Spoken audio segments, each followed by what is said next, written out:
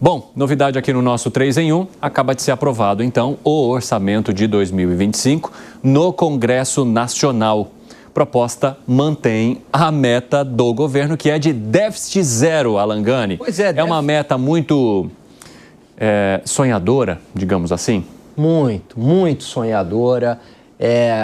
O mercado financeiro não acredita nisso, mesmo com as exclusões, hein? Porque tem uma série de gastos aí. Eu vi o Piperno já tendo um troço aí ou não? Não? O Piperno que estava mencionando. Tem um troço aí, Piperno? Foi ele. O Bolsonaro, o Robocop. É o nosso velho som conhecido. Peraí, Piperno, que eu já vou passar para você. O Piperno, mesmo excluindo algumas despesas, como pé de meia, usar aqueles fundos, né, que o governo tem utilizado e que não entram na contabilidade, a previsão é de déficit, ainda mais porque é uma expectativa de desaceleração da economia. Veja, o ano passado o déficit foi de quanto? 44 bilhões de reais. Por que agora a gente caminharia aí para o déficit zero? Lembrando, cheio dessas maquiagens contábeis, né? Excluindo aí despesas do orçamento ou não contabilizando essas despesas do orçamento. Se incluir, então, aí o déficit acaba sendo muito maior. Uma boa medida, Evandro, é acompanhar o endividamento, a dívida pública, se ela está subindo, se ela está caindo. Fala, Piperno. Não, veja, o ano passado, nessa mesma época, a previsão do ministro Haddad, de muito diferente do mercado, é que o déficit ficaria dentro da margem do 0,25. Porque, naquele momento, é óbvio, sei que o mercado tem esse poder de mandinar, alguma coisa parecida, o mercado não imaginava, por exemplo, o que aconteceu no Cerrado, né, as secas e, principalmente, a tragédia climática no Rio Grande do Sul. Então, é óbvio que isso aumentou o déficit. Mas não fosse isso, a previsão do começo do ano, ela teria sido acertada. Então, nesse momento, quando o ministro faz, de novo, uma previsão muito diferente do mercado, se não acontecer nada excepcional, nenhuma despesa não recorrente, como foi aquela gerada pelas tragédias climáticas, eu estou mais com o ministro, porque o número dele tende a ser mais aproximado da realidade do que do mercado. Veja, outro dia tinha gente já projetando déficit de 70, 80 bilhões de reais, como, aliás, aconteceu ano passado. E mesmo com as tragédias climáticas, esse número de 70, 80 ficou muito distante da realidade.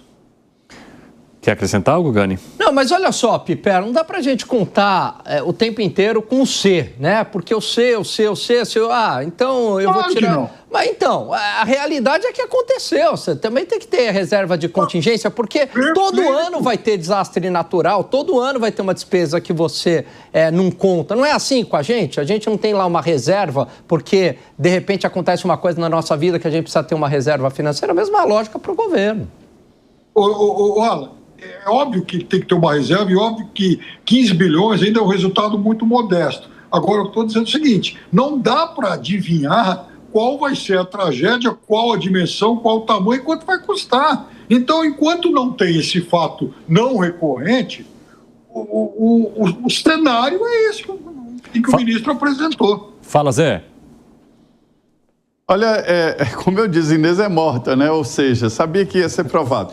Esse orçamento, ele é arrumado ali com coisas que a gente não sabe. Tem um submundo nesse orçamento que desafia as mentes mais inteligentes do Congresso Nacional. Eu pude ver isso nas CPIs do Congresso e aprendendo lá com os malas do Congresso Nacional, como é que se faz, tem emenda janela, o cara manda R$1 milhão para uma obra que custa 300, 400 milhões. Fala, mas depois a gente luta para turbinar, mas abre a possibilidade de fazer uma obra para se ter uma ideia. E aí já leva a porcentagem, ou seja, o orçamento é uma peça muito complexa, muito difícil. E aí, quando o governo quis, o orçamento foi aprovado. Aí, e rapidamente. É assim que se faz aqui no Congresso Nacional. Um acordão, todo mundo tem que ganhar em cima dessa peça. Alguns ganham bilhões, outros ganham milhões. Mas todo mundo tem que ganhar. Aí o governo quis, aprovou. Era quem estava colocando o pé na janta mesmo. O que foi, Kriegner? Olha, eu diria, Evandro, que é difícil acreditar na questão do déficit zero mesmo, porque olha o orçamento. Não tem nada falando sobre o pé de meia, que vai ser um gasto aí considerável. No proposto para a educação, o que o governo federal propôs, o Congresso aprovou abaixo da proposta.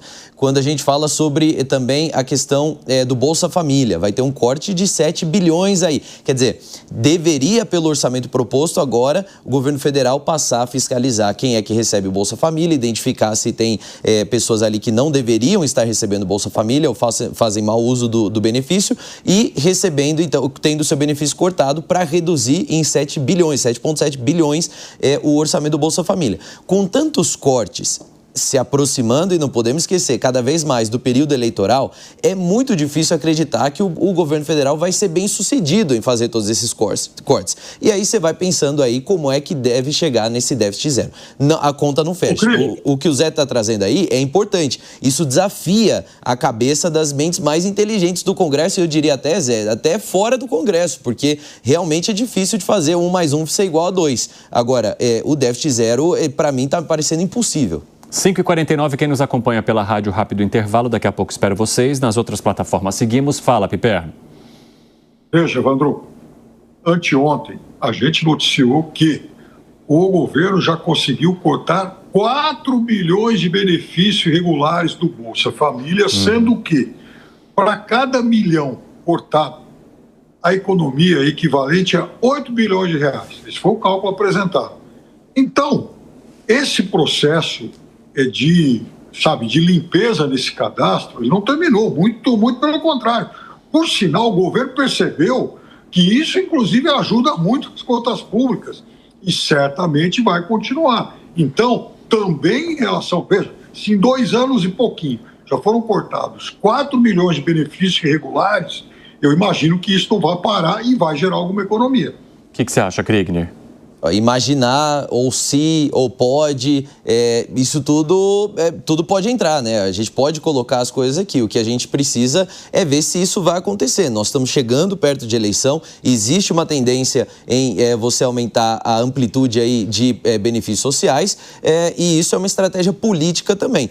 De novo, se fizer isso, ótimo, poderia fazer até mais, porque deve ter espaço para mais. Mas a grande questão é ficar nessa questão da hipótese. E a hipótese não se dá bem num orçamento que é concreto. E ainda mais prometendo déficit zero, que já não foi realidade ano passado, não vai ser esse ano também. Como é que você avalia, Gani? Concordo com o Kriegner, até porque, Evandro, a gente está num ano pré-eleitoral, ou seja, o governo já deu todas as sinalizações que vai gastar para tentar manter esse crescimento artificial da economia. Dado que os índices de atividade econômica, Evandro...